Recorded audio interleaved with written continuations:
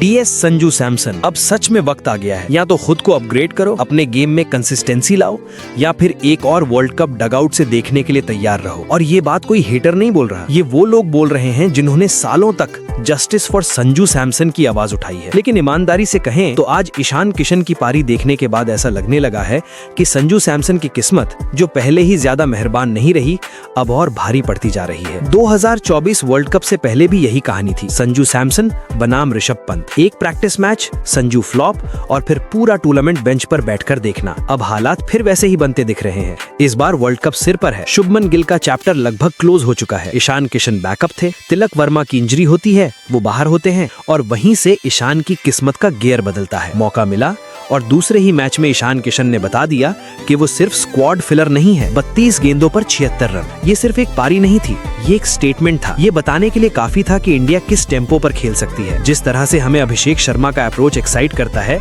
वही आग ईशान किशन के बैट में भी दिखी। पॉकेट डायनेमो जो उन्होंने खुद को कहा था, आज सच में वही नजर आए। और यहीं से सवाल खड़ा होता है, क्या ये संजू सैमसन के लिए अलार्म बेल नहीं है? अगर आप स्कोर कार्ड उठाकर देखो तो संजू सैमसन की पिछली 13 T20 पारियों में उनका एवरेज सिर्फ 18 का है। स्ट्राइक रेट 126, इनमें से 8 पारियां उन्होंने ओपनर के तौर पर खेली हैं। बीच की 5 पारियों को अगर साइड भी कर दो, जिनमें एशिया कप वाला रोल कंफ्यूजन भी था, तब भी तस्वीर ज्यादा अच्छी नहीं लगती। स्कोर देख लो, 26, 5, 3, 1, 16, फिर एक 56, उसके बाद 13, 39, 24, 2, 37, 10। ये आंकड़े शुभमन गिल से बहुत अलग नहीं है, और ये किसी भी खिलाड़ी को बेंच पर बैठाने के लिए काफी है। पिछले मैच में भी संजू पहले ओवर में आउट हुए।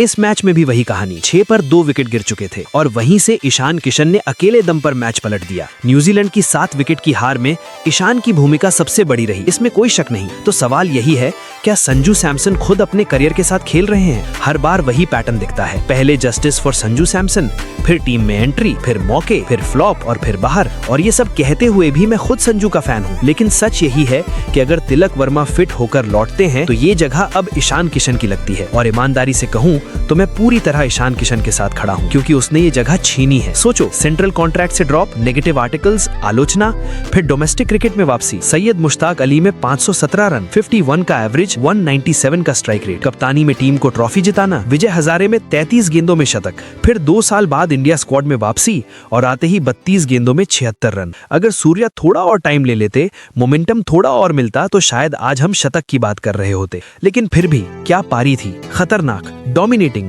डराने वाली, एकदम मैसेज देने वाली। ये वो पारी थी जिसने इंडिया का टेम्पो सेट किया, जिसने डगआउट को भरोसा दिया कि 6 पर 2 होने के बाद भी मैच जीता जा सकता है, जिसने सूर्य कुमार यादव को टाइम दिया, जो शुरुआत में 12 गेंदों पर 15 पर थे और आखिर में 200 प्लस स्ट्राइक रेट से खत्म किया। यही थी मैडनेस ऑफ ईशान किशन। और अगर इस सीरीज की बात करें, न्यूजीलैंड के खिलाफ T20 में इंडिया का फास्टेस्ट अर्धशतक अब ईशान किशन के नाम है। 21 गेंद, अभिषेक शर्मा का 22 गेंदों वाला रिकॉर्ड भी टूट गया। अब जरा इमेजिन करो, एक एंड से अभिषेक शर्मा, दूसरे से ईशान किशन, और बीच में अगर तिलक वर्मा फिट होकर लौट आते हैं तो टीम कितनी खतरनाक हो सकती है। संजू सैमसन को शायद तीसरे मैच में एक और मौका मिलेगा। अगर वहां नहीं चले तो चौथे मैच में ड्रॉप भी हो सकता है। फिर ईशान से कीपिंग करवाई जा सकती है और उनकी जगह श्रेयस अय्यर को खिलाया जा सकता है। अगर तिलक की वापसी पक्की होती है तो संजू को शायद 1-2 मौके और मिले, लेकिन अब उन्हें कुछ एक्स्ट्रा करना होगा। एक बड़ी पारी, एक शतक, या फिर ईशान किशन जैसी इनिंग जिसमें आप बताओ कि why you are Sanju Samson. 3 T20 शतक लगाने वाला खिलाड़ी ऐसे ही गायब नहीं हो सकता,